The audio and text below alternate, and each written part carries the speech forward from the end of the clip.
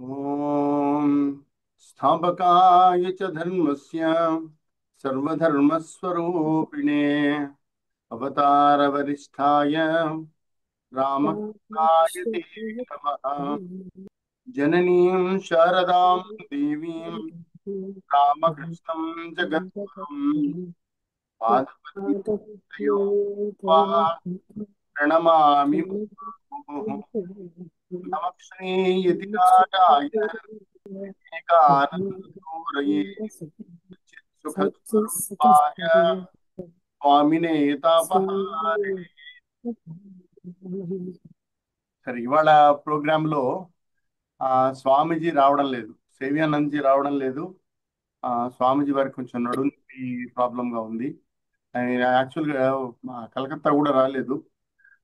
తర్వాత మన రంపచోడవరంలో ఆ, ఇది జరుగుతోంది, స్పెషల్ క్యాంప్ జరుగుతోంది. అందువల్ల పరిజ్ఞానం అక్కడికి వెళ్తున్నారు, ఆయన కూడా రావడం లేదు. సో రెండు. రామకృష్ణ ఎక్కడ? జయరాం భట్టినా కమర్పుకూరా? రామకృష్ణ మిమ్మల్నే. జయరాం భాటియా కమర్పుకూరా? నాకు వినపడ్డల్లా. ఓకే, సరే. మన పిల్లలు వచ్చారా? సరే, అందరు కెమెరాలు ఆన్ చేయండి. రామకృష్ణ సేవా సమితి కూడా కెమెరా ఆన్ చేయండి. ఎవరున్నారు? ఋషి, కల్పన, ఎవరు జాయిన్ అవ్వండి. ఓకే. ఏ రామకృష్ణ. శ్రీరామకృష్ణ. రాజేష్ అనా? రాజేష్ కాదే. అవునా, నేనే రాజేష్ని. ఓ రాజేష్వేనా? ఎవరికి మారిపోయావు అసలు. ఆ, ఓకే ఓకే. నేను గుర్తుపట్ల ఒక క్షణం. Okay, good good. విశ్వనాథం గారు నమస్తే. ఆ, మనకి కనెక్ట్ అవ్వట్లేదు లైన్, అంత దూరంలో ఉన్నారు. ఓకే. ఆ, చిన్నపిల్లలందరూ రెడీయా? మీకు చిన్న కథ ఒకటి చెప్తా. వివేకానంద స్వామి బాగా చాలా చిన్న కథ, మర్చిపోకూడదు, మీరు జాగ్రత్త గుర్తుపెట్టుకోండి. వివేకానంద స్వామి చిన్నప్పుడు, మీ అంతా చిన్నప్పుడు, ఆయన పిల్లలందరితో కలిసి ఆడుకునేవాళ్ళు. ఆడుకుంటుంటే వాళ్ళకి తెలిసిన వాళ్ళ ఇంట్లో ఒక పెద్ద చెట్టు ఒకటి ఉంది. ఆ చెట్టు మీద ఎక్కి అందరూ, ఆ పిల్లలందరికి పైకి ఎక్కడం, కింద నుంచి దూకడం, ఆ మా పైన కొమ్మల్లో ఇట్లా కాళ్ళు తగిలిచ్చి వేళ్ళ చేతులు వేలాడేసి వేలాడుతున్నారు, వేలాడి ఆడుతున్నారు. ఆడి అక్కడి నుంచి మళ్ళీ దూకడం, మళ్ళీ మళ్ళీ పైకి ఎక్కడం, మళ్ళీ ఒకళ్ళనొకళ్ళు పట్టుకోవడం. ఈ తెలుసు కదా, ఇలా ఆడుతుంటే అరుపులు కేకలు, గొడవ గొడవగా ఉంది అసలు. ఇలా ఆడుతుంటే ఏమైంది, ఆ ఇంట్లో ఒక పెద్ద ఆయన, ఒక ఆయన ఉన్నారు, తాతగారు. ఆయనకి చూశారు ఈయన. "హేయ్, ఈయన బాగా గొడవ చేస్తున్నారా వీళ్ళు. ఆ, పిల్లలందరూ బాగా, ఆయన వచ్చి చెట్టు కింద కూర్చొని, "ఏయ్, ఏంట్రా అందరూ గొడవ చేస్తున్నారు?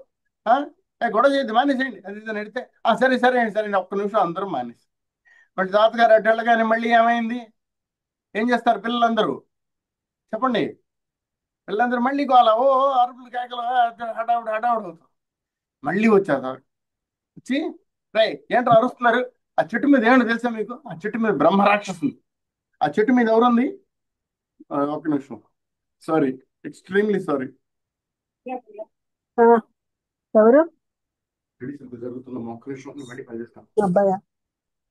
సారీ. స్నానం చేస్తున్నాను. ఓకే. అప్పుడు ఏమన్నాడు తాతయ్య? చెట్టు మీద ఏముందన్నాడు? చెట్టు మీద ఏముందన్నాడు? కుమారి, వెళ్ళిపోతున్నావా? చెట్టు మీద బ్రహ్మ రాక్షసు ఉంది. చెట్టు మీద ఏముంది? బ్రహ్మ రాక్షసు ఉంది. అదేం చేస్తుంది? మిమ్మల్ని గొంతు విరిచి చంపుతుంది.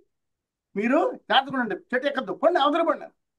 అందరూ ఒక్కసారి భయపడిపోయారు. అది వినేసరికి, అమ్మో బ్రహ్మ రాక్షసు ఉంది. ఆ బ్రహ్మ రాక్షసు ఏం చేస్తుందిట? గొంతు మెడ విరిచి చంపుతుంది. బాబోయ్.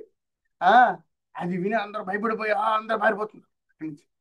అందరు వారి వివేకం, ఆయన వివేకాసం చిన్నపిల్లడు నరేంద్రుడు, ఆయన కూడా గబగబా దిగి వచ్చేసాడు.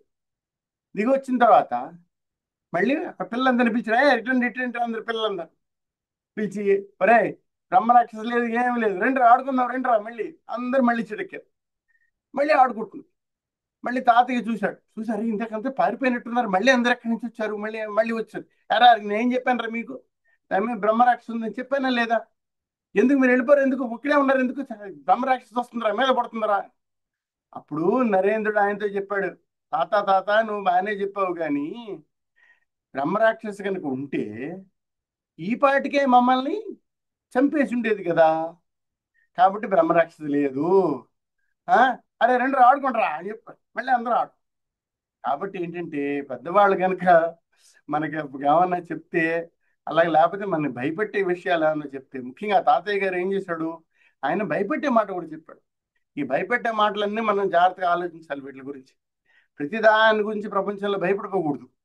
వివేకానంద మాటి మాటికి చెప్తున్నారు అనమాట. ఏంటంటే భయం అనేది పనికిరాదు, అసలు భయం అనేది వద్దు, భయం అనేది వదిలేసేయండి. అంటే ఏంటంటే ఆయన తాతగారు అట్లా చెప్పాడు కదా అని ఆయనకి ఎదురు తిరగడం కాదు మన ఉద్దేశం. మనం ఏం తెలుసుకోవాలంటే ఇక్కడ ఆయన ఒక మాట చెప్పగానే దానికి అర్థం ఏమిటి అని చెప్పి మనం ఆలోచించాలి. బ్రహ్మరాక్షసే కనుక ఉంటే అప్పటిదాకా ఊరుకునేదా, అప్పుడు చెప్పేది కదా. అదే వాళ్ళు ఆయన అనుకున్నారు అన్నమాట. అందుకని ఆయన ఏం చేశారు, కాబట్టి బ్రహ్మరాక్షస లేదు, ఏం లేదు, మనకేం కంగారు లేదు అని చెప్పి వివేకానంద చెప్తారు. ఇది మనం అర్థం చేసుకోవాలి జీవితంలో, ఇది మనం అర్థం చేసుకోవాలి. మనం ప్రతిదాన్ని చూసి అమ్మో అక్కడ ఏదో బ్రహ్మరాక్షసు ఉంది, లేకపోతే ఇక్కడ ఏదో బ్రహ్మరాక్షసు ఉంది అని చెప్పి మనం కంగారు పడుతూ ఉంటాం. ఆ బ్రహ్మరాక్షసు కనుక ఉంటే మనకి ఏమవుతుంది అన్నది మనం అర్థం చేసుకోవాలి. సరేనా? ఓకే. తర్వాత ఈ రోజున ఆ, మనతో పాటు నవీన్ ఉన్నారు, ఆ తర్వాత జ్యోత్సన గారు ఉన్నారు. ఆ, నవీన్ రెడీయా మీరు? ఓకే నటరాజన్ గారు. ఎస్. మీకు నేను చిన్న ఒక 2 నిమిషాల్లో నేను ఇంట్రొడక్షన్ ఇస్తాను. ఏంటంటే మన ఇప్పుడు ఈ స్టడీ సర్కిల్ స్టార్ట్ చేయడంలో కూడా ఆ, రామకృష్ణ సేవా సమితులు అన్నింటిలో కూడా యువ విభాగాలు అని చెప్పి మనం ప్రారంభించాలి. ఈ యువ విభాగంలో స్టడీ సర్కిల్ అనేది చాలా ముఖ్యమైన ఐడియా అన్నమాట. అంటే దాని స్టడీ సర్కిల్ ఎట్లా చేయాలి ఏమిటి అని చెప్పి దానికి చాలా క్లియర్ ఇన్స్ట్రక్షన్స్ అన్ని ఉన్నాయి. అయితే మనం ఏం చేస్తామంటే ప్రస్తుతం ఒక ఒక బిగినింగ్ ఎక్కడో ఒకటి మొదలు పెట్టాలి కాబట్టి ఈ స్టడీ సర్కిల్ స్టార్ట్ చేస్తాం. సో దీని గురించి ఏం జరిగిందంటే ఈ యువ విభాగాలు ఎలా చేయాలి, ఏం చేయాలి అని చెప్పి మా దేశంలో ఉన్న యువ విభాగాలన్నింటినీ కూడా కలకత్తాకి పిలిచారు, వేలూరు మఠం వాళ్ళు. పిలిస్తే దానికి సుమారుగా ఒక 100 మంది స్వామీజీలు, ఒక 100 మంది డెలిగేట్స్, అన్ని భావ ప్రచార పరిషత్తుల నుంచి, అంటే ఒక్కొక్క భావ ప్రచార పరిషత్తు నుంచి 2 స్వామీజీలు, 3 డెలిగేట్స్ అక్కడికి వెళ్ళారనమాట. వీళ్ళందరితో కలిపి ఒక రోజు మీటింగ్, 19వ తారీఖు ఒక రోజు మీటింగ్ జరిగింది. అది కలకత్తాలో అది చూసిన తర్వాత నిన్ననే నేను మన కన్వీనర్ నవీన్, తర్వాత మన జాయింట్ కన్వీనర్ సంతోష్, మేము ముగ్గురము తిరిగి వచ్చాం నిన్న. సో ఇవాళ ఈ ప్రోగ్రాంలో ముందుగా నవీన్ గారిని నేను రిక్వెస్ట్ చేస్తున్నాను. ఆ ప్రోగ్రామ్ గురించి సుమారుగా వాళ్ళు ఏం చెప్పారో మనకి ఒక ఒక ఐడియా. ఎందుకంటే దాని గురించి చాలా వివరంగా ఎలా చేయాలి, ఏం చేయాలి అని చెప్పి ఇప్పటికే మనకి చక్కటి వాళ్ళు ఇన్స్ట్రక్షన్స్ అన్ని వాళ్ళు ఈమెయిల్లో ఇచ్చారు.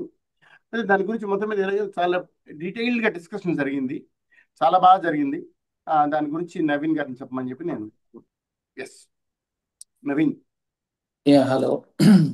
అందరికీ నమస్కారం అండి. నటరాజన్ గారు చెప్పినట్టు అది బ్యాక్గ్రౌండ్. నిన్నే వచ్చాను కలకత్తా నుంచి.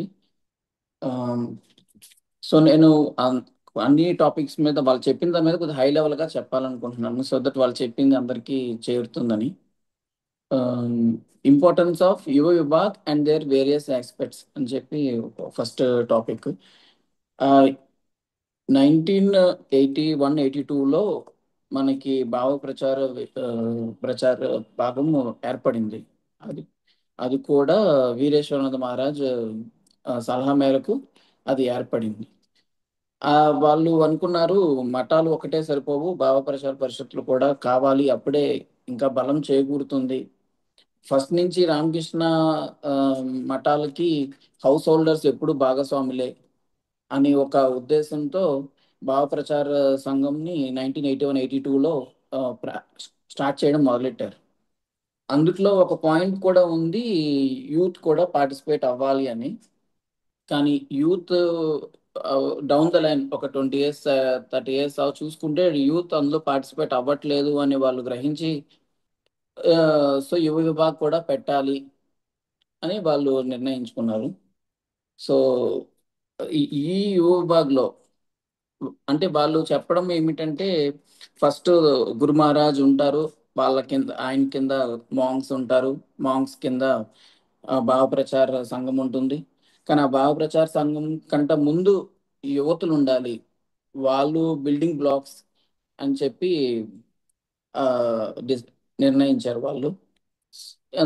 దానివల్లే ఈ యువ విభాగ్ అన్నది ఫామ్ చేశారు. ఇప్పుడు యువ విభాగ్లో ఎవరెవరు ఉంటారు అని మళ్ళీ నెక్స్ట్ టాపిక్ వస్తే 18 నుంచి 40 ఏళ్ళ లోపల యూత్ అందులో ఉండాలి. అట్లీస్ట్ 5 మెంబర్స్ అయినా ఒక్కొక్క సమితి నుంచి యువ విభాగంలో ఉండాలని వాళ్ళు చెప్తున్నారు. ఆ, ప్రతి యువ విభాగానికి ఒక యూత్ కోఆర్డినేటర్ ఉంటాడు. ఇలా యూత్ అన్ని సమితులకి ఒక్కొక్క యూత్ కోఆర్డినేటర్ ఉంటారు. దీనికి ప్యారలల్ గా యువ పరిషత్ అని ఉంది. అందుట్లో యువ పరిషత్తులో ఈ ఈ అన్ని సమితులకి కలిపి ఒక యూత్ కన్వీనర్ ని, జాయింట్ కన్వీనర్ ని, వైస్ ప్రెసిడెంట్, ప్రెసిడెంట్ అందుట్లో ఉంటారు యువ పరిషత్తులో. సో ఈ యువ విభాగ్లోనే మళ్ళీ రెండు ఉన్నాయి, యువ విభాగ్ సబ్ కమిటీ అని. అంటే యువ విభాగ్లో ఏ ఏ వాలంటీర్ అయినా వచ్చి ఉండొచ్చు, అంటే ఆడోళ్ళైనా ఉండొచ్చు, ఎవరైనా ఉండొచ్చు. కానీ యువ విభాగ్ సబ్ కమిటీలో మాత్రం మగవాళ్ళు మాత్రమే, అది కూడా 18 నుంచి 40 ఏళ్ళు మాత్రమే వాళ్ళే ఉండాలి. ఇది వాళ్ళు అలా నిర్ణయించారు. ఇది constitution structure of Yuva vibhag ఎలా ఉండాలి అని చెప్పారు. ఇప్పుడు ఈ యాక్టివిటీస్, నెక్స్ట్ టాపిక్ వస్తే యాక్టివిటీస్ ఆఫ్ యువ విభాగ్.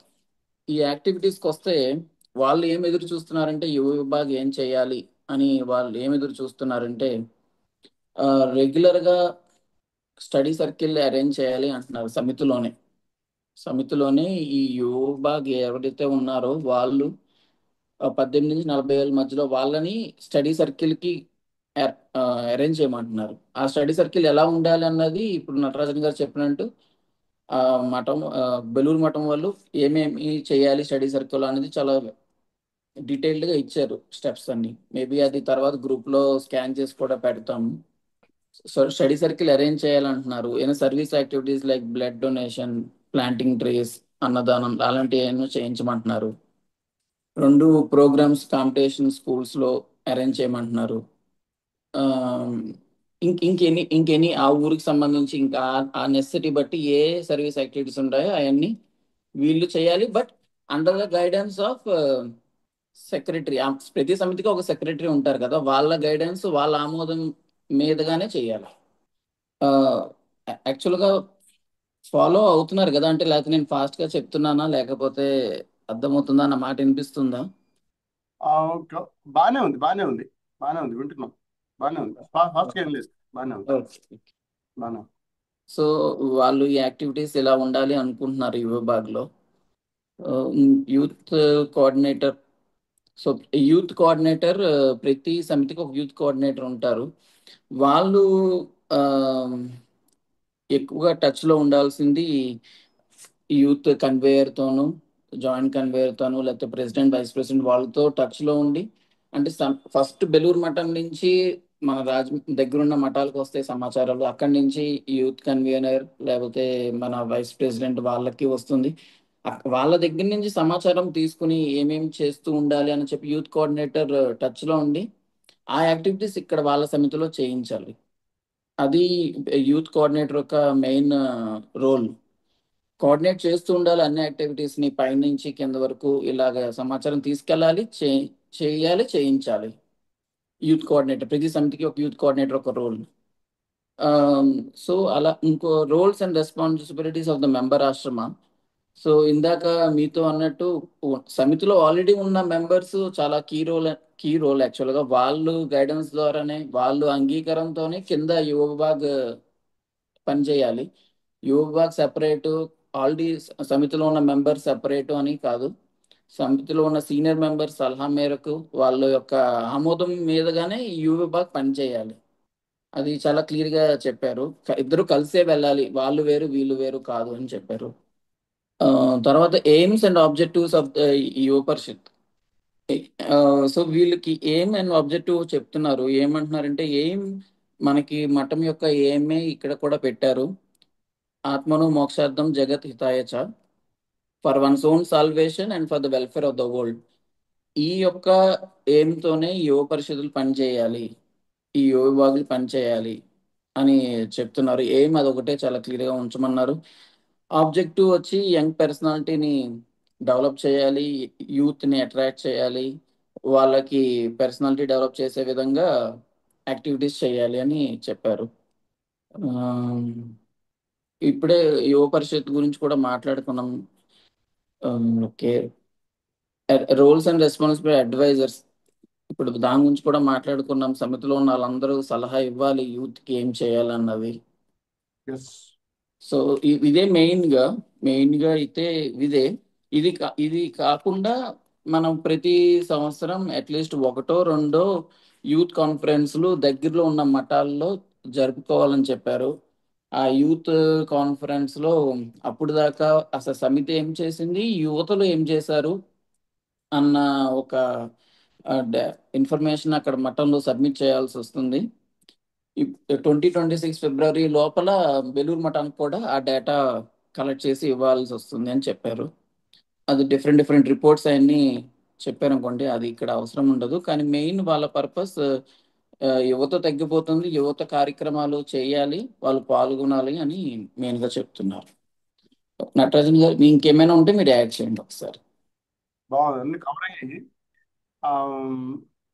మనకి ఏ సమితిలో అయితే మన అనుభవం ఏంటంటే, ఏ సమితిలో అయితే యువకులు ఒక నలుగురు ఐదుగురు కనిపిస్తూ ఉంటారు, ఆ సమితుల కార్యక్రమాలు బాగా జరుగుతాయి. అది కనీసం ఏంటంటే యువకులు కాకపోతే మన అనుభవం ఏంటంటే పిల్లలు, నిజం పిల్లలు కనిపిస్తే పిల్లల నుంచి కొంతమంది ఆ, పెద్దవాళ్ళ కింద తయారైతే. ఎందుకంటే అదేదో ఇంగ్లీష్లో సామెత క్యాచ్ దమ్ యంగ్ అన్నారు కదా. పిల్లల వాడి స్థాయిలో కనుక మనసులో ఆలోచన పడితే అది బాగా పనిచేస్తుంది.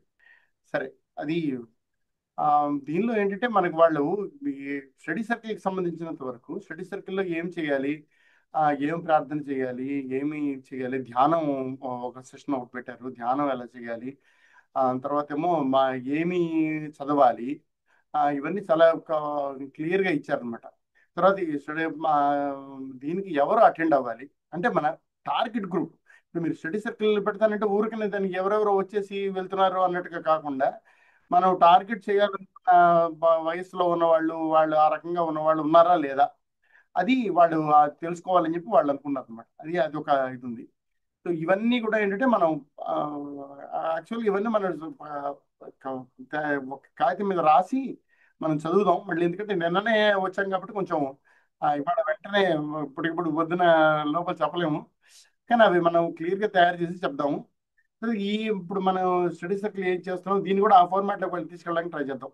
అది అంత కష్టమేమి కాదు. స్వామీజీ అందరూ ఉన్నారు కాబట్టి మనకి గైడ్ చేయడం ఈజీ అది. సో అది తర్వాత అన్నిటికంటే ముఖ్యంగా ఈ నిన్న జరిగిన రోజంతా జరిగిన డిస్కషన్లో ఆల్మోస్ట్ మాట్లాడిన ప్రతి స్వామీజీ కూడా ఒక మాట చెప్పారనమాట. ఏంటంటే అది అన్నిటికంటే ముఖ్యంగా వివేకానంద స్వామి గురించి చదవండి. ప్రతి ఒక్కళ్ళు వివేకానంద స్వామి గురించి చదవండి, చిన్న పెద్ద అందరూ. ఇంకేం అటు ఇటుదండి. చదవడం వల్ల ఏమిటి ఉపయోగం అంటే, మనం పక్క వాళ్ళతో మాట్లాడడానికి వచ్చినప్పుడు మనం మాట్లాడగలగాలి కదా. ఇప్పుడు మనకి కుర్రవాళ్ళు వస్తారు, లేదా పిల్లలు వస్తారు, ఎవరు వస్తారు, స్వామీజీ గురించి మనం చెప్పడానికి, స్వామీజీ గురించి సరిగ్గా అర్థం చేసుకోవడానికి మనకి అది కావాలి ఒకటి.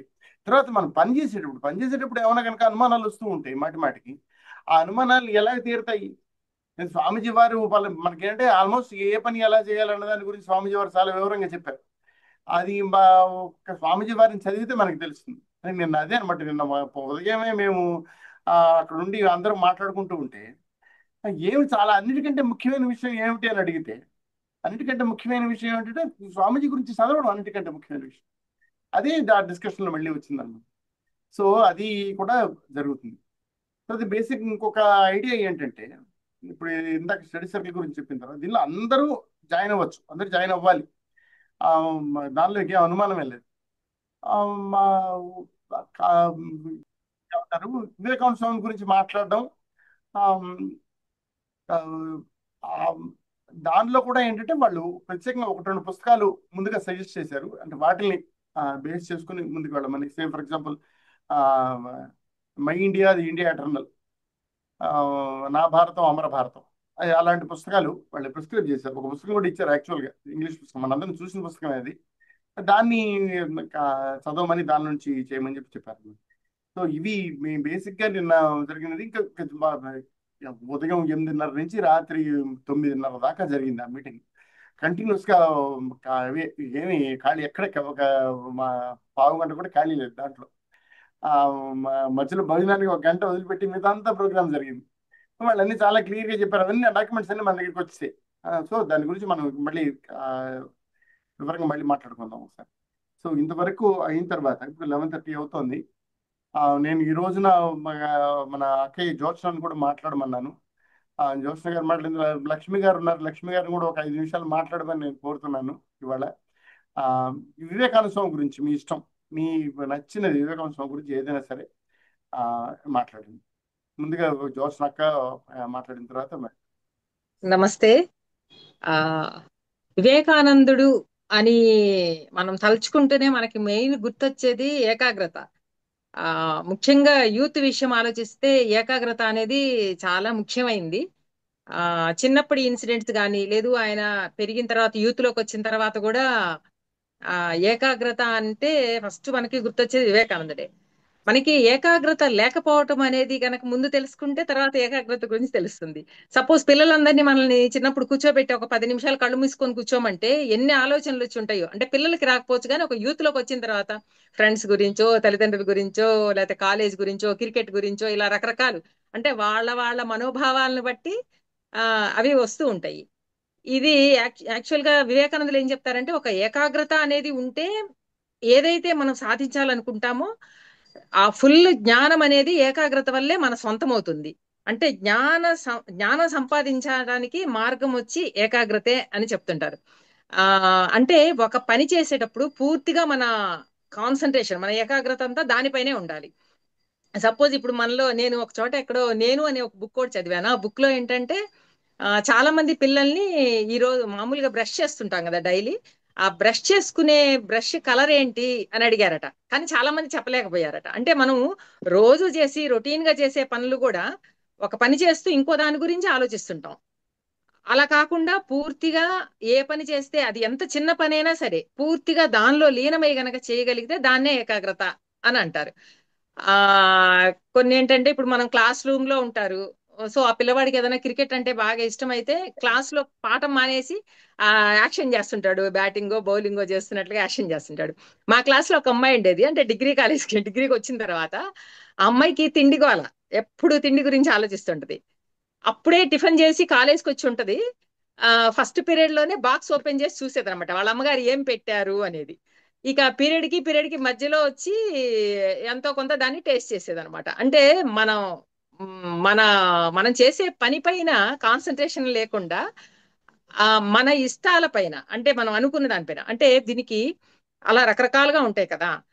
యాక్చువల్ గా ఏదన్నా మనం ఏకాగ్రతగా ఒక పని చెయ్యాలి అనుకుంటే మనకి హడిల్స్ ఏంటి అనేది కన్నా తెలుసుకుంటే మనం ఏకాగ్రతగా ముందుకు వెళ్ళగలుగుతాం. జనరల్ గా హర్డిల్స్ ఏంటంటే ఏదన్నా ఒక విషయం వింటూ ఉన్నప్పుడు దాని మధ్యలో ఏదైనా డౌట్ వచ్చినప్పుడు వెంటనే అడగకుండా పూర్తిగా వినాలి. అంటే మనకు వచ్చిన డౌట్ ఎదుటి వాళ్ళు పూర్తిగా మాట్లాడటం వల్ల మన డౌట్ క్లియర్ అయిపోవచ్చు, కానీ మనం ఆగం, ఈ లోపలే క్వశ్చన్ అడిగేస్తాము. ఇది ఒకటి మనకి హద్దులు. అలాగే సపోజ్ ఒక 1 అవర్ చదువుదాము అనుకుంటాము. ఆ చదువు కోసం కూర్చుంటాం. కూర్చున్నప్పుడు మధ్యలో ఏదో ఆలోచన వస్తుంది, అంటే ఈ చదువు కంటే ఆ ఆలోచనకి ఎక్కువ బలం ఇచ్చేస్తాం. బలం ఇచ్చేసినప్పుడు ఏమవుతుంది, ఈ చదువు అనేది మనకి వంట పట్టదు, అంటే ఏకాగ్రతగా చదవలేము. అంటే ఏకాగ్రతగా చదివితే మనం ఇంత టైంలో ఇన్ని పేజెస్ కంప్లీట్ చేయాలి అనుకుంటే దానికంటే ఏకాగ్రత లేకపోతే మనకి టైం స్పాన్ ఇంకా పెరిగిపోతుంది. అలా కాకుండా ఏకాగ్రతగా కన్నా చేయగలిగితే ఒక 1 అవర్ లో చేయగలిగేది 10 minutes లోనే మనకి చాలా వరకు వచ్చేస్తుంది. ఆ ఇంకొక ఇదేంటంటే మనము చక్కగా ప్లాన్ చేసుకుంటాం. ఏదైనా ఒకటి చెయ్యాలి అనుకున్నప్పుడు ఒక టైం టేబుల్ వేసుకుంటాం, ఈ టైంకి ఇది, ఈ టైంకి ఇది అని ప్లాన్ చేసుకుంటాం. ప్లాన్ చేసుకున్నప్పుడు సపోజ్ మధ్యలో ఏదైనా ఒక పెయిన్, తలనొప్పో ఏదో వచ్చినప్పుడు ఏమవుతుంది, ఒక 20 minutes 30 minutes రెస్ట్ తీసుకుంటే ఆ సమస్య నుంచి బయటపడిపోతాం. అప్పుడు ఏమనుకుంటామంటే ఆ నెక్స్ట్ టైం టేబుల్ దీన్ని వదిలిపెట్టి ఆ నెక్స్ట్ టైం టేబుల్ నుంచి ఫాలో అవ్వాలి. మనం ఏం చేస్తామంటే ఇది ఒక వంకగా పెట్టుకొని నాకు హెడేక్ వచ్చిందో ఏదో చెప్పుకొని ఈ మిగిలిన టైం టేబుల్ కూడా ఫాలో కాకుండా మొత్తం ఆ రోజు వేసిన టైం టేబుల్ మొత్తం మనం ఉల్టా చేసేస్తాం. అంటే ఏకాగ్రత ఇంకుండదు మిగిలిన టైం టేబుల్ కంప్లీట్ చేయడంలో. అలాగే ఏదైనా ఒక పని చేసేటప్పుడు ముందుగానే మనము అది మన పాస్ట్ ని, అంటే వెనక జరిగిన ఇన్సిడెంట్స్ ని దీనిపైన ముద్ర వేసుకుంటాం. సపోజ్ ఇప్పుడు మా అప్పుడు అంటే తెలుగు ఛందస్సు, నవ డేస్ లో ఇంగ్లీష్ గ్రామర్ అనుకుందాం. ఆ తెలుగు ఛందస్సు అనేది కొంచెం ఫస్ట్ లో స్టార్టింగ్ అప్పుడు హై స్కూల్ లైఫ్ లో అట్లా కొంచెం కష్టంగా ఉంటుంది. కష్టం అంటే మనం వేసుకునే ముద్రను బట్టి. సపోజ్ ఫస్ట్ ఛందస్సు క్లాస్ జరిగి లేకపోతే మనం ఇంట్లో హోంవర్క్ చేసినప్పుడు చిన్న హెడేక్ అట్లాంటిది వచ్చిందంటే నెక్స్ట్ మళ్ళీ మళ్ళీ ఆ ఛందస్సు తీసుకునేటప్పటికి మనకేమనిపిస్తుందంటే ఆ పాత హెడేక్ ఇప్పుడు కూడా వచ్చేస్తుందేమో అనే ఆలోచన పైనే ఉంటాం. ఇది కష్టము, ఛందస్సు చదివితే నాకు హెడేక్ వస్తుంది అని ఒక బ్రాండ్, ఒక లేబుల్ వేసేసుకుంటాం. దానివల్ల ఏమవుతుంది, ఇప్పుడు కూడా కాన్సన్ట్రేషన్ అనేది దెబ్బతినేస్తుంది. అంటే మనం ఇప్పుడు ఈ ప్రజెంట్ లో ఏదైతే వర్క్ చేస్తూ ఉన్నామో దానిపైన పాస్ట్ ముద్రని, ఆ దుఃఖమో కష్టమో ఏదో ఉంది కదా, దాని ముద్రని దీనిపైన వేసుకుంటున్నాం. ఇలా వేసుకోవటం వల్ల మన ఏకాగ్రత దెబ్బతింటుంది. సో ఇలాంటివి మనము ఏకాగ్రత గురించి కనుక ఆ ప్లాన్ చేసుకొని, ఇలాంటి హడిల్స్ ఏదన్నా ఉంటే మనలో, అంటే ఒక్కొక్కరికి ఒక్కో రకంగా సెల్ఫ్ ఇవి ఉంటాయి, అలాంటివి మనం ఆలోచించి, అలాగే ఇంకో పాయింట్ ఏంటంటే ఫ్యూచర్ గురించి ఆలోచిస్తాం. ఇది చేయటం వల్ల నాకేంటి ఫలితం వస్తుంది, అది రాకపోతే ఎట్లా అని ఆలోచించుకున్నాం. అప్పుడేమవుతుంది, భయం వేస్తుంది. సో భయం వచ్చినప్పుడు కూడా ఏకాగ్రత కుదరదు. సో మనలో ఉన్న అన్ని పవర్స్ అన్నిటిని కూడా ఒకే దానిపైన ఫోకస్ గా పెట్టగలిగితే కంపల్సరీ, అది ఏ లాంగ్వేజ్ అయినా ఎటువంటి కష్టమైన పని కూడా మన ముందు కొన్ని లక్షల మంది ఆ పని చేస్తున్నారు. సో ఈజీగా మన సొంతం అవుతుంది. ఇంకొకటి వివేకానందుల గురించి ఉమ్, ఆలోచించినప్పుడు నవేడేస్ లో యూత్ కి మెయిన్ ఆత్మ నిర్భరత, అంటే ఆ, స్వావలంబన అనేది. యాక్చువల్ గా దీన్ని బట్టి, ఆత్మ నిర్భరతను బట్టి మన రిలేషన్స్ అన్ని డిపెండ్ అయి ఉంటాయి. తల్లిదండ్రులతో కానీ, ఫ్రెండ్స్ తో కానీ, సమాజంలో కానీ, ఎవరితో కూడా మనకి ఆత్మ నిర్భరత గనక ఖచ్చితంగా ఉంటే, దాన్ని గనక మనం పరిపోషించుకోగలిగితే మిగిలిన రిలేషన్స్ అన్ని కరెక్ట్ గా మెయింటైన్ చేసుకోగలుగుతాం. ఇప్పుడు యూత్ ప్రాబ్లం ఏంటంటే, ఫస్ట్ మనం కొన్ని పనులు చేసుకుంటూ ఉంటాం, మనం చేయగలిగిన పనులే. కానీ పక్కన ఫ్రెండ్స్ ఇట్లాంటి వాళ్ళు ఏం చేస్తారంటే, ఆ ప్రేమ చేత లేదా 4 సార్లు పరిచయం అవటం వల్ల నీకెందుకు, నేను చేస్తానులే అంటారు. ఎవరిదో ఎందుకు, నా సెల్ఫ్ ఎక్స్పీరియన్సే చెప్తాను. మ్యారేజ్ కి బిఫోర్ మా అన్నయ్య తమ్ముడు ఎక్కడికి వెళ్ళినా కూడా వాళ్ళే తీసుకెళ్లేవాళ్ళు, నాకు ఏది కావాలన్నా వాళ్ళే తెచ్చిచ్చేవాళ్ళు. అలాగే తర్వాత కొంచెం పెద్ద ఈ ఎగ్జామ్స్ అవి రాయాల్సి వచ్చినప్పుడు చెన్నై కానీ, బెంగళూరు కానీ, హైదరాబాద్ కానీ, హైదరాబాద్ అయితే ప్రాబ్లం లేదు, చెన్నై బెంగళూరు అంటే నాకు అసలు పూర్తిగా లాంగ్వేజ్ కూడా రాదు. అట్లాంటప్పుడు కూడా ఎగ్జామినేషన్ సెంటర్ ఏంటి అని కనుక్కొని, ఆ బస్ నంబర్స్ కనుక్కొని వెళ్ళి ఎగ్జామ్ రాసేది. నేను ఒక్కదాన్నే వెళ్ళేదాన్ని, వెళ్ళి రాసేదాన్ని. ఆ తర్వాత మ్యారేజ్ అయింది. మ్యారేజ్ అయిన తర్వాత ఏంటంటే, మా వారు అన్నిటికీ ఏం చెప్పేవాళ్ళంటే, నేను వస్తాను నేను వస్తాను అని చెప్పి, ఈవెన్ హైదరాబాద్ అయినా ఆయనే వచ్చేవాళ్ళు, వెంటబడి వచ్చేవాళ్ళు అనమాట, మీటింగ్స్ అలా జరుగుతుంటే. నాకైతే చాలా హ్యాపీగా ఉండేది. అంటే ఇంకా పూర్తిగా ఆ మీటింగ్ పైన ఫోకస్ చేయడమే తప్ప మిగిలినవి ఏవి కూడా డిస్టర్బ్ కాకుండా ఉంటాము. ఒక కేరింగ్, మనం ఏం చేస్తామంటే ఆటోమేటిక్ గా వాళ్ళపైన డిపెండ్ అయిపోతాము. ఎంతగా డిపెండ్ అయిపోయానంటే, కొన్ని సంవత్సరం ఎప్పుడో డిగ్రీ ఫ్రెండ్ వాళ్ళ అమ్మాయి మ్యారేజ్ పక్కన రాజమండ్రిలో అయితే, రాజమండ్రి తణుక్కి ఒక 1 అవరే జర్నీ అయినా కూడా, ఒక 16-17 ఇయర్స్ తర్వాత అమ్మాయిని చూడాలి అని అంత ఆశ ఉన్నా కూడా నేను వెళ్ళలేకపోయాను. అంటే ఎంత డిపెండ్ అయిపోయాను. అంటే ఇక్కడ ఏమనిపిస్తుందంటే, మనకున్న పవర్స్ ను కూడా ఇతరుల పైన డిపెండ్ అవ్వటం వల్ల, డిపెండ్ అవ్వచ్చు కాదని అంటలేదు, కాకపోతే పూర్తిగా ఆ సెల్ఫ్ అనేది పోగొట్టుకోకూడదు. ఆ ఆత్మ నిర్భరత అనేది మనిషికి చాలా ఇంపార్టెన్స్. దానివల్ల మనకి చాలా కాన్ఫిడెన్స్ వస్తుంది, ఏ పన్నా చేయగలుగుతాము. కొత్తగా ఏ పన్నా చేయాలంటే కూడా భయపడం. దాన్ని గనక పోగొట్టుకుంటే, అంటే మన రిలేషన్స్ లో కూడా ఎప్పుడైతే డిపెండ్ అవుతామో అప్పుడు ఏమవుతుందంటే, వాళ్ళు మన పైన అజమాయిషీ చేయడం మొదలు పెడతారు. ఇప్పుడు సొంత వాళ్ళైతే ఓకే, మనం ఎప్పుడైతే వాళ్ళపైన డిపెండ్ అవుతామో వాళ్ళు మనల్ని అజమాయిషీ చేస్తారు. ఈ ఆత్మ నిర్భరత అనేది కనుక మనం పెంచి పోషించుకోగలిగితే, మనం ఎవరిని అజమాయిషీ చేయము, వాళ్ళు కూడా మన పైన అజమాయిషీ చేయరు. మనం స్వేచ్ఛ కావాలి అనుకుంటూ ఉంటాం కదా, ఇలా చిన్న చిన్న పనులు. ఇప్పుడు ఒంటరిగా ఏదైనా పని చెయ్యాలి అని అంటే, ఆ డిపెండెన్స్ అనేది ఇంకా పూర్తిగా బద్ధకం వచ్చేస్తుంది అనమాట. వాళ్ళే చెయ్యాలి అనే ఆస్పెక్ట్ లో. మన పనులు మనమే చేసుకోవటమే కాకుండా ఇతరుల పనులు కూడా మనం చేయగలుగుతాము. ఆ అంత ధైర్యం అనేది, కాన్ఫిడెన్స్ అనేది మనకు వస్తుంది.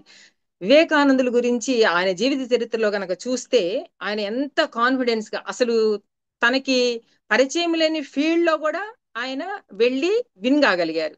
సో ఆత్మనిర్భరత అనేది వివేకానందుని మెయిన్ ఆస్పెక్ట్. ఇది నాకు బాగా నచ్చింది, ఈ రోజు ఇది షేర్ చేసుకోవాలనుకుంటున్నాను. నమస్తే. ఆత్మ నిర్భరత అంటే ఇంగ్లీష్ లో self esteem or self confidence అనుకుంటున్నాను నేను. స్వాధికారత, సెల్ఫ్ డిపెండెన్స్. లేకపోతే దాన్ని ఇంకా కరెక్ట్గా చెప్పాలంటే ఇండిపెండెన్స్. ఇండిపెండెన్స్. దానికి వివేకానంద ఇంకో మాట కూడా చెప్పేవాళ్ళు, దానికి ఇంకో మాట వాడేవాళ్ళు అంటే ఫ్రీడమ్ అనేవాడు. ఆయన చెప్తారన్నమాట, అంటే వీఆర్ నాట్ ఫ్రీ అని చెప్పేవాళ్ళు ఆయన. మనకి ప్రతిదీ కూడా పక్క వాళ్ళ మీద డిపెండ్ అవడం అనేది మనకి అలవాటు. ఆ, ఆయన ఇంకా ఇంకొక మాట కూడా చెప్తారన్నమాట. ఏంటంటే ఆమ్, ఏదైతే నువ్వు నీ మీద నిలబడడం ద్వారా, నీ కాళ్ళ మీద నువ్వు నిలబడడం ద్వారా ఏదైతే చేస్తావో అది నీకు ఇంకా ఇంకా ఫ్రీడమ్ ఇస్తుంది. నువ్వు ఎప్పుడైతే పక్క వాళ్ళ మీద డిపెండ్ అవుతావో అది ఇంకా ఇంకా నీకు బాండేజ్లోకి క్రియేట్ చేస్తుంది. బాండేజ్ అంటే ఏంటంటే ఏదైతే మనకి ఇంకా కష్టాన్ని పెంచుతుందో, ఏది ఇంకా ఇంకా దుఃఖాన్ని కలిగిస్తుందో అది బాండేజ్. మా దుఃఖాన్ని తగ్గించేది ఫ్రీడమ్. ఇది చాలా కష్టమైన డిస్కషన్ అది యాక్చువల్గా. ఏంటంటే ఒక దుఃఖాన్ని బాండేజ్ అనేది వదిలించుకుంటుంటే అది కష్టంగా ఉంటుంది మనకి ముందు.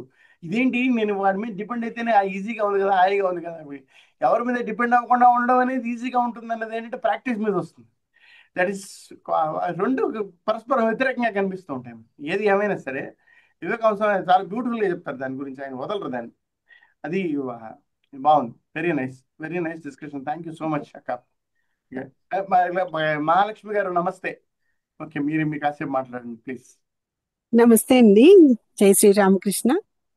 ఇప్పుడు స్వామి వివేకానంద గురించి మనం చెప్పే ముందు రామకృష్ణుల వారిని మనం తలుచుకోవాలి. ఎందుకంటే రామకృష్ణుల వారు అనేది ఆ బీజాన్ని వేయకపోతే ఆయన అంతగా వచ్చి ఉండేవారు కాదు అనేది మనకి స్వామీజీ చెప్తారు. ఆయన కానీ తలుచుకున్నారంటే ఒక్క క్షణ మాత్రంలోనే ఒక వేల కొలది వివేకానందుని సృష్టించగలరు అని. స్వామీజీ చికాగో ఉపన్యాసం అయిన తర్వాత వచ్చిన తర్వాత కూడా ఈ రామకృష్ణ మఠ ఆవిర్భావానికి పునాది వేసేటప్పుడు కూడా ఆయన మీద చాలా విమర్శలు వచ్చాయి. రామకృష్ణ వారు ఇవంతా చెప్పలేదు కదా, ఈయనే అమెరికా వెళ్ళొచ్చిన తర్వాత ఇలాంటి అభిప్రాయాలన్నీ చెప్తున్నారు అని చెప్పి చాలా మంది కూడా విమర్శించారట, ఆ సోదర శిష్యులు కూడా. కానీ గురు మహారాజే ఆయనకి ముందుగానే ఆ పునాది వేశారు. ఎందుకంటే రామకృష్ణ వారు ఎందుకు ఆవిర్భావం జరిగింది, అది ఎలా వ్యాప్తి చెయ్యాలి అని. దాన్ని ప్రోత్సహించిన వారు సంఘజనని శారదా.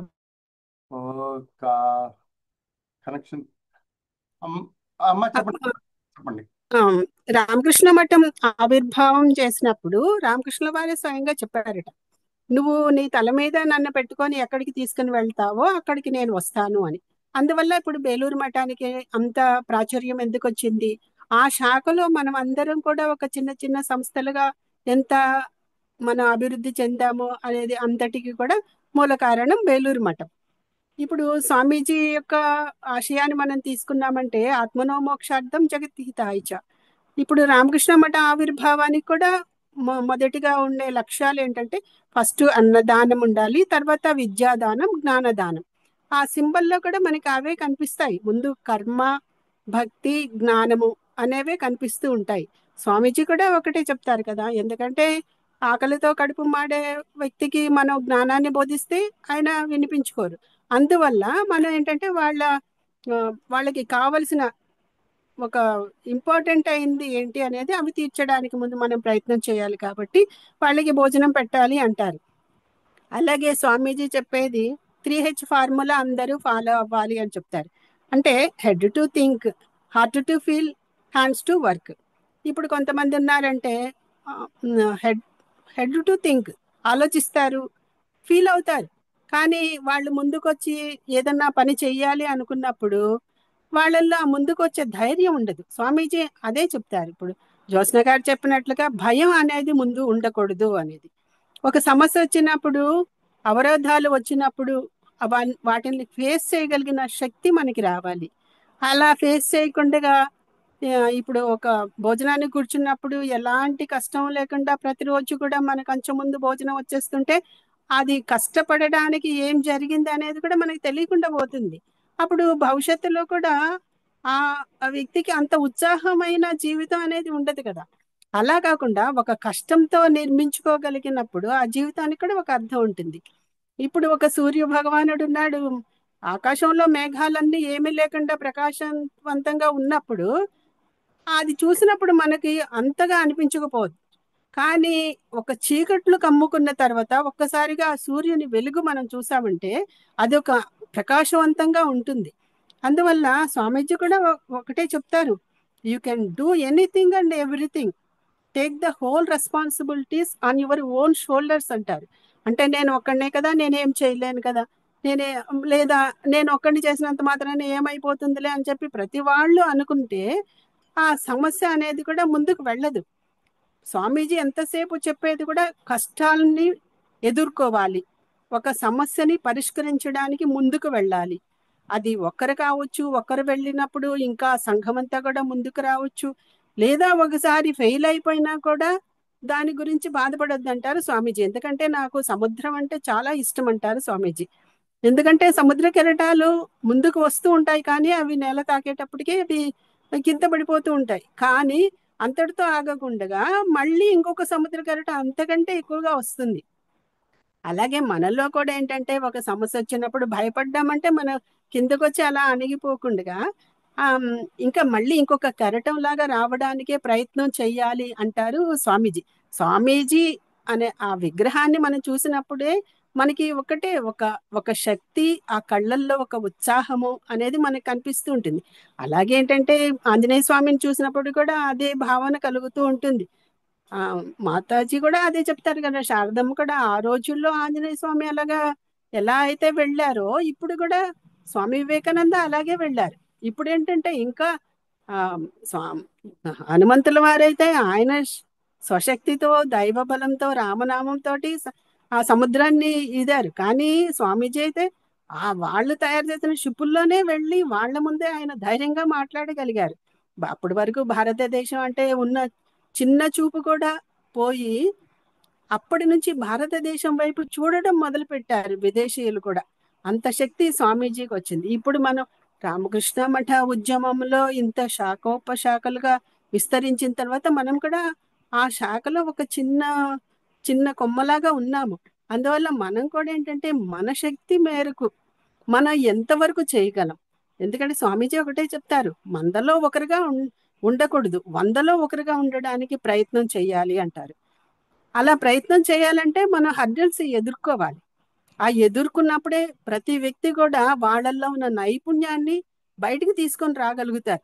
అలా లేకుండా ఉంటే మాత్రం మనం ఎక్కడ ఉన్నవాళ్ళం అక్కడే ఉంటాము. జంతువులు అలా ఎలా పుట్టి ఎలాగా నశించిపోయాయో మనకి బుద్ధి జ్ఞానం ఇచ్చిన తర్వాత మనం కూడా అలాగే మరణించడం అనేది మంచిది కాదు కదా. అందువల్ల స్వామీజీ మనకి స్ఫూర్తిగా ఉన్నారు అంటే మనం ధైర్యంగా ఒక అడుగు ముందుకు వెయ్యాలి అనేది ఆలోచన అనేది మనకి ఉండాలి. అలాగే మనందరూ కూడా ప్రయత్నం చేయాలి. ఈ అవకాశం ఇచ్చినందుకు నటరాజన్ గారికి ధన్యవాదాలు. చాలా బాగుంది. అది ఆంజనేయ స్వామి ఆయన దూకి వెళ్తే వివేకానంద వాళ్ళు తయారు చేసిన షిప్లోనే వెళ్ళారు అనేది చాలా బాగుంది. నాకు ఐడియా నచ్చింది. ఆ, ఆ, ఎవరు కామెంట్ రాశారు? శంకర్. ఓకే, శంకర్ ఉన్నారు. స్వామి వివేకానంద అప్పటి వరకు తెలియని భారతదేశం చూపించారు. అది బా సిస్టర్ నువ్వైతే చాలా అందంగా చెప్తారు దాన్ని, ఆ మాటని. ఆయన ఏమంటారంటే వివేకానంద స్వామి మాట్లాడేటప్పుడు ఆ, మ- ఆ, ముఖ్యంగా షికాగో ఉపన్యాసంలో పేపర్ ఆన్ హిందూయిజం అని చెప్పి ఆయన మూడో లెక్చర్ అనమాట, అది షికాగోలో. ఆ మూడో లెక్చర్కి ఆవిడ చెప్తారన్నమాట, అంతవరకు హిందూ మతం అంటే ఏంటి, ఒక మన జనరల్గా ఒక ఐడియా ఉంది, అది ఏమిటో నిజంగా అది ఏంటో తెలియదు, దాని స్ట్రక్చర్ ఏమిటో తెలియదు. కానీ ఎప్పుడైతే వివేకానంద స్వామి ఆ పేపర్ ఆన్ హిందూయిజం మన ఇచ్చారో ఆయన, ఇప్పుడు ఒక హిందూ మతం అనే దానికి ఒక స్ట్రక్చర్ ఏర్పడింది అని చెప్పి చెప్తారనమాట ఆయన. అది చాలా అద్భుతమైన భావన అది. ఆ, అది ఏమంటారు దాన్ని, ఒక ఎలాగ దాన్ని ఎక్స్ప్లెయిన్ చేయడం మళ్ళీ కష్టం. ఏంటంటే చాలా ఐడియాలు, హిందూ మతం అంటే అసలు ఎన్ని ఐడియాలు ఉన్నాయంటే అసలు అసంఖ్యాకమైన ఐడియాలు. నిజానికి మీరేంటి ఏ రకమైన పిచ్చి పిచ్చి ఐడియాలు చెప్పినా కూడా అది కూడా హిందూ మతం ఒప్పేసుకుంటుంది. లేదు లేదు బాగుందని చెప్తారు. అదొక మీరు మనకేంటి, అది మనకున్న గొప్ప, చాలా గొప్ప బలం అన్నమాట. అది మీరు అసలు దాన్ని ఊహించలేము మనం. ఆ, దానికి ఎగ్జాంపుల్స్ చెప్పడం కూడా అది సులభము కాదు, ఒక రకంగా అది కష్టము దానికి. సరే, ఆ, ఏది ఏమైనా సరే వివేకానంద స్వామి పుట్టిన ముందు అదొక శకం, వివేకానంద స్వామి పుట్టిన తర్వాత అదొక శకం. భారతదేశ చరిత్రలో ఆ, ఆ, వివేకానంద స్వామికి రాకపోతే గనక అసలు మనం ఊహించలేము. అసలు ఈ రోజున భారతదేశం ఎలా ఉంటుందన్నది అది మనం ఊహించలేం అది ఎలా ఉంటుందన్నది. ఎందుకంటే ఆయన ఆయన వల్ల ఆ, భారతదేశం అనేది ప్రపంచానికి ఏమిస్తుంది, భారతదేశం యొక్క బాధ్యత ఏమిటి, ఈ ప్రపంచ దేశాలు ఆయన చెప్తారు కదా, వాళ్ళ అమెరికన్ దేశస్తులు వాళ్ళ బాధ్యత ఇదైతే మన బాధ్యత ఇదే అని చెప్పి చెప్తారు ఆయన. మన బాధ్యత ఏమిటి అంటే మన బాధ్యత ఏంటనేది ఆయన గుర్తు చేశారు, అది మళ్ళీ మనకి ఇచ్చారు. సనాతన ధర్మాన్ని ఆచరించడం, ఆ ఆచరించిన సనాతన ధర్మాన్ని ప్రపంచం అంతా చూపించడం, ఇవి ఆయన మనకి బ్రాడ్గా ఇచ్చిన రెండు డైరెక్షన్స్ అన్నమాట. అంటే మీరందరూ ఋషుల సంతానం, మీరే ఋషుల కింద తయారు కావాలి. తర్వాత ఆనాటి శాస్త్రాలన్నీ ఏవైతే ఉన్నాయో వాటిలన్నిటికీ మోడర్న్ ఇంటర్ప్రిటేషన్ మీరు ఇవ్వాలి అని చెప్పారు. అదొక అద్భుతమైన విషయం. తర్వాత దాన్ని ఏంటి, ఇది ఊరికనే మీరు తయారు చేయడమే కాదు, దీన్ని మన ప్రపంచం అంతా ఆ, ప్రచారం చేయాలి. ప్రపంచం అంతా తిరిగి చెప్పండి, ఎన్నిసార్లు తిరిగి చెప్పండి. అది మొన్న రంగనాథానందజీ చెప్పారు, ఇట్లా చెప్తుంటారని చెప్పి చెప్పేవాళ్ళు అనమాట. ఏంటంటే వివేకానంద స్వామి గురించి కనుక చెప్పవలసి వస్తే సిగ్గు పడకుండా ధైర్యంగా చెప్పండి, మీరు ఆయన గురించి మాట్లాడండి అందరితో అని చెప్పి ఆయన చెప్పేవాళ్ళు అనమాట.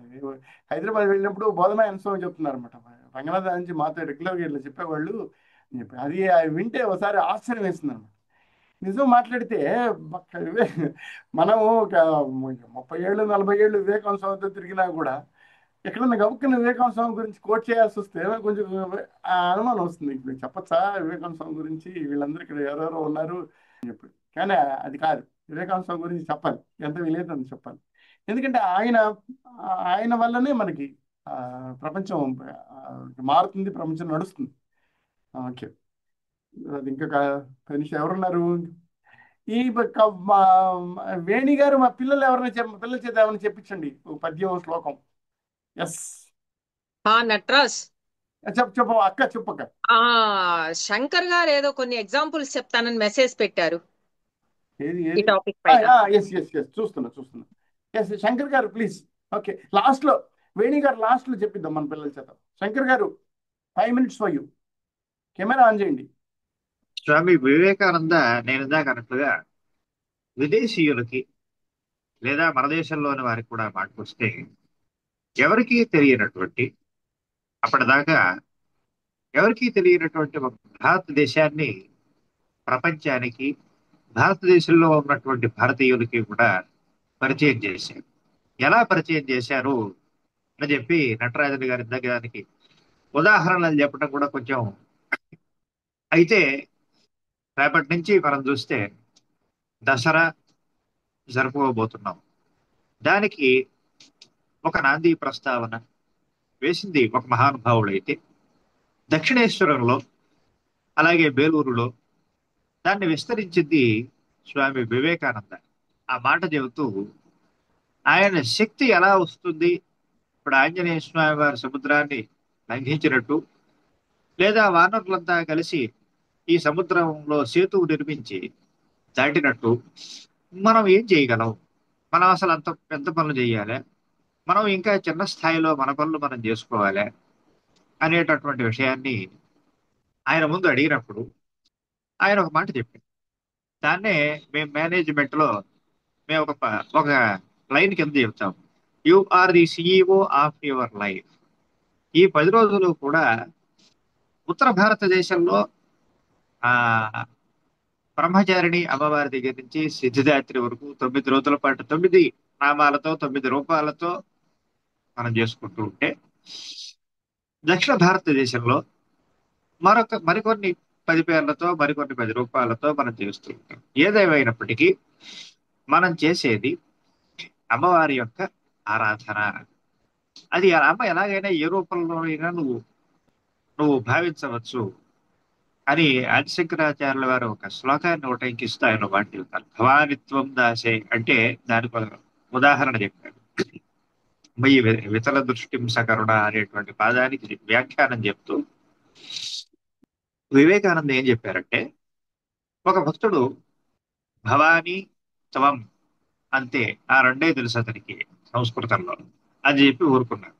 అమ్మవారు ఏం చేశారంటే అది విని అతనికి తన యొక్క స్థాయిని కల్పించాడు. అంటే తనతో సమానమైనటువంటి అష్టసిద్ధుల్ని, నవనిధుల్ని, ప్రార్థించాలి. ఏమండి మనకు అనుమానం రావచ్చు, ఏమండి నిజంగా ఆ ఒక్క ప్రార్థనకే అమ్మవారు స్పందించి చేసేటైతే మనం రోజు చేసేటటువంటి చాలా మంది రోజు చేసేటటువంటి మరి ఈ వ్రతాలు కావచ్చు, మరి ఇవి కావచ్చు, మరి వాటికి ఎందుకు స్పందించటం లేదంటే, నిన్ననే ఒక పాఠం చేస్తూ మాట చెప్పారు మా students. There are tangible uses, there are intangible limits అన్న ఒక విషయాన్ని, ఒక టాపిక్ ని మనం చేస్తూ, ఒక పూజా విధానాన్ని మనం అవలంబిస్తూ మనం చేసేటప్పుడు మనకి రెండు రకాల ప్రయోజనాలు కలుగుతాయి. ఒకటి అప్పటికప్పుడు కలిగేటువంటి ప్రయోజనాలు, లేదా ఇంకొకటి దీర్ఘకాలిక ప్రయోజనాలు. ఈ రెండింటిలో నీకు ఏది కావాలంటే దీర్ఘకాలిక ప్రయోజనాలు కావాలి. కాబట్టి నేను చేసేటటువంటి కార్యక్రమాలన్నిటికీ కూడా స్వల్పకాలిక ప్రయోజనాలు మాత్రమే కాకుండా దీర్ఘకాలికమైనటువంటి ప్రణాళికల్ని, ప్రయోజనాల్ని ఆశించి నేను ప్రయోగాలు చేస్తున్నాను. దానికి వేదిక ఏమిటంటే ధీర యువత.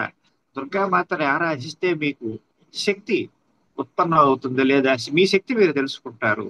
అలాగే హనుమంతుడిని ఆరాధించడం అంటే ఏమిటి అనేటువంటిది కూడా ఆయన ఒక చోట చెప్పారు. The complete works of Swami Vivekananda పుస్తకంలో వాల్యూమ్ నెంబర్ 13లో ఆయన చెప్పారు. ఏమని చెప్పారు?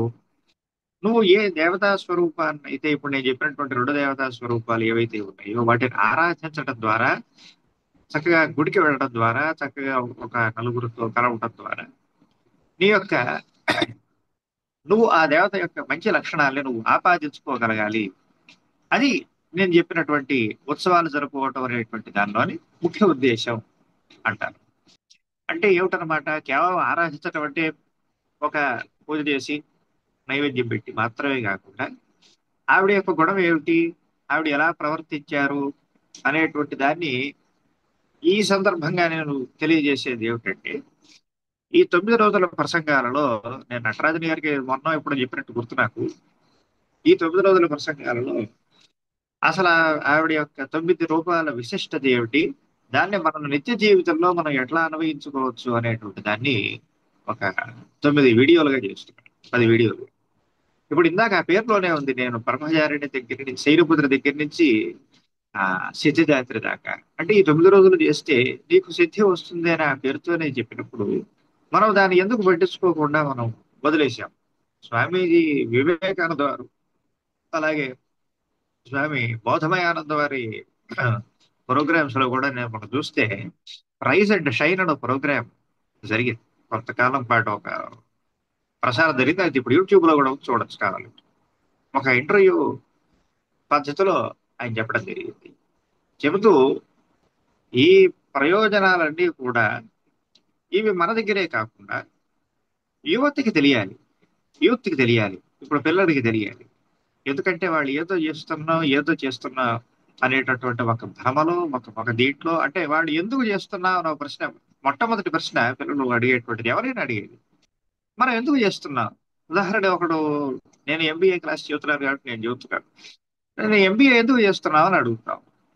ఎంబీఏ ఎందుకు చేస్తున్నావు అంటే వాళ్ళ దగ్గర ఒక నిర్దిష్టమైనటువంటి ఒక ప్రయోజనము, ఒక ఆన్సర్ ఉండాలి, జవాబు ఉండాలి. అంటే చేస్తున్న పనికి ఒక ప్రయోజనం అనేటటువంటిది ఏర్పడాలి. ఆ ఏర్పడింది వాడు తెలుసుకోవాలి, నోయింగ్. ఆ తర్వాత దాన్ని ఆచరణలో పెట్టాలి. అది wisdom. That is called knowledge and wisdom. We have Indian knowledge centres but not wisdom centres అంటారు. స్వామి వివేకానంద కూడా అదే అంటారు. నువ్వు ఎప్పుడు ఎంతసేపు పుస్తకాల్లో ఉన్నదాన్నో, మరొక దాన్నో, నేను చెప్పిన దాన్నో నువ్వు బట్టి పెడుతున్నావు. అలా కాదు. అసలు నీకేం అర్థమైంది, అసలు నువ్వు దాని నుంచి ఏం నేర్చుకున్నావు, నువ్వు ఇతరులకు ఏం నేర్పావు, అసలు నువ్వు నేర్చుకుంటేనే కదా ఇతరులకు ఏమైనా నువ్వు చెప్పగలిగేది, నువ్వు చేయగలిగేది. నువ్వు నేర్చుకున్నప్పుడు ఒక పనిని చేయాలి, ఒక పనిని చేయకూడదు, అది కూడా నేర్చుకోవట్లేదు. ఏ పనిని చేయాలి, ఏ పనిని చేయకూడదు. తప్పనిసరి పరిస్థితుల్లో మనం దాన్ని, ఎవరైనా ఒక ప్రశ్న ఇలాగే అడిగినప్పుడు వాళ్ళని దానికి వివరించగలిగేటటువంటి నేర్పు, ఓర్పు, నైపుణ్యం, ఈ మూడు ఉండాలి అని చెప్తారు స్వామి వివేకానంద. అయితే హనుమంతుడికి ఆపాదిస్తే ఆయన మాట చెప్తారు, ఈ సందర్భంలో ఉటంకిస్తారు. ఆంజనేయ స్వామి వారు లంకా దహనం చేసి తిరిగి వచ్చేసిన తర్వాత వానరులకేమో ఆయన చేసిన యుద్ధాన్ని చెప్పారు. శ్రీరాముల వారికి చూశాను సీతను, అంతే. అంటే ఎవరికి ఏది కావాలి, రెండూ కరెక్టే, రెండూ నిజాలే, రెండూ ఆయన చేసిన పనులే. కాకపోతే ఎవరికి ఏది ఎప్పుడు ఎక్కడ ఎలా చెప్పాలో అలా చెప్పారు. అది అటువంటి విషయాలు నేర్చుకోమని చెప్పి స్వామి వివేకానంద మనకి ఉద్బోధన చేశారు. ఇంకా చాలా ఉన్నాయి కానీ సరే సమయాభావం చేత నేను ముగిస్తున్నాను. బాగుంది. నాకు 12 అయింది, నేను ముగిస్తాను. ఇంక మళ్ళీ వేరే పనులు ఉన్నాయి ఇంకా చాలా. మళ్ళీ కలుద్దాము. స్వామీజీ వారిని బహుశా ఇంకా వచ్చే వారం నుంచి ఆ, స్వామీజీ వారిని జాయిన్ చేద్దాము. ఇవాళ అశోక్ గారు కొత్తగా వచ్చారు మన మా తణుకు నుంచి. ఆ, మన యూత్ కన్వీనర్. వారిని మనం వచ్చే వారం అందరికి పరిచయం చేద్దాం. ఓకే, ఈ మీటింగ్ నేను ఇంతటితో ముగిస్తాను. స్వామీజీ బహుశా సేవియర్ నుంచి వచ్చే వారం రాగలుగుతారు. ఆ, దాన్ని మనం నేను ప్రేయర్తో ముగిస్తాను. ఒక్క నిమిషం. ఓం సర్వే భవంతు సుఖినః, సర్వే సంతు నిరామయా, సర్వే భద్రాణి చెప్పండి పశ్యంతు, చెప్పండి గట్టిగా. మా కశ్చిత్ దుఃఖభాగ్ భవేత్. మీరు చెప్పండి, మీరు చెప్పండి, చెప్పండి. సర్వే భవంతు. చెప్పండి. భవంతు సుఖినః సంతు లేదా గట్టిగా గట్టిగా చెప్పాలి. సర్వే భద్రాణి పశ్యంతు మా కశ్చిత్ చెప్పండి. సహనామం సహనావవతు సహనౌ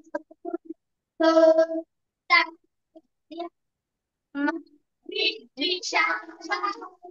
ఓం